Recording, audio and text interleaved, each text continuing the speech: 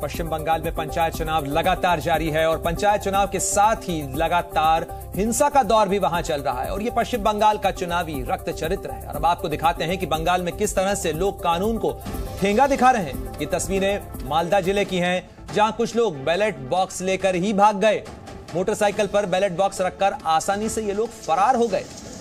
ये बहुत बड़ा सवाल खड़ा करता है तमाम सुरक्षा इंतजामों पर भी। और आप देखिए किस तरीके से बड़े आराम से बैलेट बॉक्स को बाइक पर रखा जाता है। और मालदा जो पश्चिम बंगाल का जिला है, वहां पर ये लोग, ये शख्स जो हैं, वो बैलेट बॉक्स लेकर जा रहे हैं। जो बैलेट बॉक्स सुरक्षा में होना चाहिए, जो निर्वाचन अधिकारियों के निरीक्षण में होना चाहिए, उन बैलेट बॉक्स को उठा लिया जाता है। कई बूथ को निशाना बनाया गया है, कई जगह पर हिंसा की घटनाएं हुई हैं। और पश्चिम बंगाल में पंचायत चुनाव के साथ ही इस तरीके की तस्वीरें भी सामने आई हैं, जहां पर आप देख सकते हैं किस तरीके से एक शख्स जो है वो बैलेट बॉक्स लेकर दौड़ता हुआ निकलता चला जा रहा है। और पश्चिम बंगाल के मालदा जिले की इन तस्वीरों के साथ ही पंचायत चुनाव के तमाम इंतजामों पर भी गंभीर सवाल खड़े हो रहे हैं कि किस तरीके के इंतजाम किए गए। आखिर क्यों पश्चिम बंगाल में चुनाव के दौरान इतनी हिंसा हुई और नामांकन से लेकर और मतदान के दिन तक लगातार हिंसा का दौर जारी है। अब भी पश्चिम बंगाल में पंचायत चुनाव के लिए मतदान चल रहा है और उसके साथ साथ अलग अलग इलाकों से हिंसा की खबरें आ रही हैं। और सबसे चिंताजनक तस्वीरें ये भी हैं जिसके अंदर बैलेट बॉक्स ही चुरा लिया जाता है, बैलेट बॉक्स लेकर ही लोग फरार हो जाते हैं। और अब हम आपको मुर्शिदाबाद के बेलडांगा की एक और तस्वीर दिखाते हैं। सुरक्षा बलों के सामने ही असामाजिक तत्वों ने बम फेंक दिया। हालांकि इस वजह से किसी तरीके का कोई नुकसान नहीं हुआ, लेकिन आप अंदाजा लगा सकते हैं उनकी दीदा दिलेरी का, उनके दुस्साहस का, कि किस तरीके से सुरक्षा बलों के सामने ही बमबाजी हो रही है, बम फेंका जा रहा है।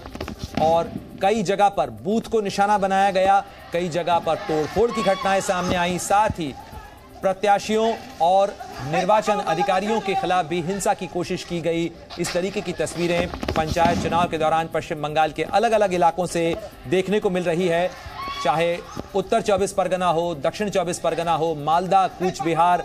ये तमाम तस्वीरें हम आपको बता रहे हैं। पूर्वी बर्धमान जहां टीएमसी कार्यकर्ता की हत्या कर दी गई, इसके अलावा हुगली वो जगह जहां बमबाजी और फायरिंग की तस्वीरें सामने आई। साथ ही मालदा जहां पर पोलिंग बूथ में न केवल तोड़फोड़ की गई बल्कि वहां पर बमबाजी भी की गई।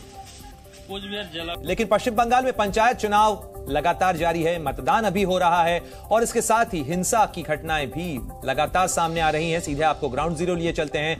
पूजा मेहता, जी न्यूज संवाददाता भांगर, जो कि एक बेहद संवेदनशील इलाका है दक्षिण 24 परगना का, वहां मौजूद हैं। पूजा, जिस तरीके से सुबह से आप वो तमाम तस्वीरें दिखा रही हैं, आपने वो तमाम ग्राउंड रिपोर्ट्स भी दिखाई, लेकिन अभी वहां क्या सूरत हाल है? क्या जो संवेदनशील इलाके हैं वहां सुरक्षा बल पहुंच चुके हैं?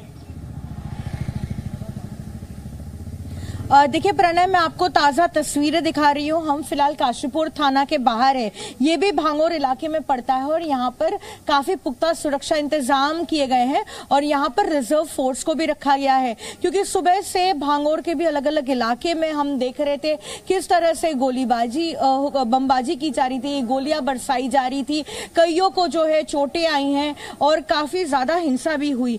तो ऐसे में किस तरह से वहां पर यह सुनिश्चित किया जाए कि यहां पर फिर एक बार लॉ एंड ऑर्डर परिस्थिति ना बिगड़े और 5 बजे तक चूंकि मतदान चलना है वो शांतिपूर्ण तरीके से हो, इसलिए जो है यहां पर सुरक्षा इंतजाम को पुख्ता किया गया है। लेकिन ताजा अपडेट मैं आपको ये दे दूं कि इलेक्शन कमीशन की ओर से पोल परसेंटेज जारी किया गया है। आज 3 बजे तक जो है 50% जो है पोलिंग रजिस्टर की गई है और ये परसेंटेज बेहद कम है पश्चिम बंगाल के स्टैंडर्ड्स के हिसाब से, क्योंकि पश्चिम बंगाल उन राज्यों में से है जहां पर पोलिंग परसेंटेज काफी ज्यादा होता है। अक्सर हम देखते हैं कि 80% के आसपास जो है यहाँ पे वोट डाले जाते हैं। लेकिन आज लगातार सुबह से हम जिस तरह से देख रहे हैं कि अलग अलग जिलों में हिंसा हो रही है, वहां पे डराने धमकाने से लेकर तोड़फोड़ मचाई जा रही है, आगजनी की जा रही है, कोई बैलेट बॉक्स लेकर जो है भाग रहा है, कोई बैलेट बॉक्स चुरा रहा है, तो कोई बैलेट पेपर जो है उससे आग के हवाले कर रहा है। तो ऐसे में जो है स्थानीय लोग और जो मतदाता है है वो बड़ी संख्या में निकल नहीं पाए अपना मतदान करने के लिए। और कई जिलों से तो ऐसे भी रिपोर्ट आए हैं कि जो मतदाता पोलिंग बूथ पहुंचे हैं मतदान करने, उन्होंने देखा है कि उनका वोट जो है वो ऑलरेडी डल चुका है। वहां जहां कर वो देखते हैं कि बैलेट पेपर पर जो उनके लिए जो डेजिग्नेटेड होता है वो ऑलरेडी वोट डाले जा चुके हैं।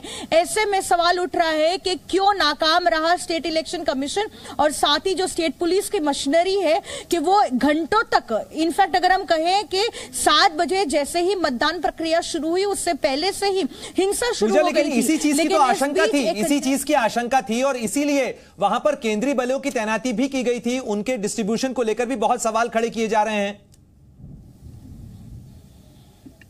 बिल्कुल, अब ये नई जंग छिड़ी है स्टेट इलेक्शन कमीशन और एमएचए के बीच में, खास तौर पे जो नोडल ऑफिसर्स हैं जिनको केंद्रीय सुरक्षा बल को तैनात करना था। आपको बता दें स्टेट इलेक्शन कमीशन की ओर से 825 कंपनियों की रिक्वेजिशन दी गई थी, लेकिन सिर्फ 649 कंपनी जो है पश्चिम बंगाल आकर पहुंची है। और ये इसलिए है क्योंकि एमएचए के तरफ से जो सूत्र बताते हैं कि जो नॉन क्लैरिटी लगातार दी गई स्टेट इलेक्शन कमीशन की तरफ से, क्योंकि इन तमाम कंपनियों को तैनात होना था सेंसिटिव पोलिंग बूथ पर।